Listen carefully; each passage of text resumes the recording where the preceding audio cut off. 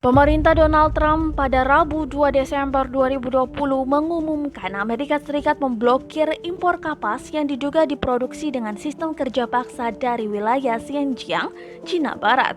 Bea Cukai dan Perlindungan Perbatasan Amerika Serikat akan menahan pengiriman kapas dan produk kapas yang berasal dari Korps Produksi dan Konstruksi Xinjiang tersebut. Untuk diketahui, Korps Produksi dan Konstruksi Xinjiang adalah produsen kapas utama di wilayah itu.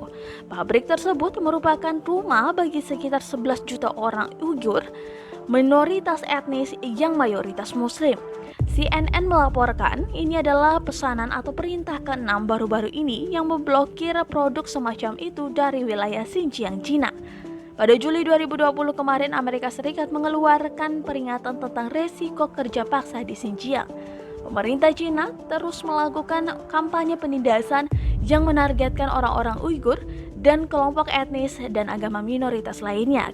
Kata CBP, label Made in China bukan hanya tentang negara asal, ini adalah label peringatan.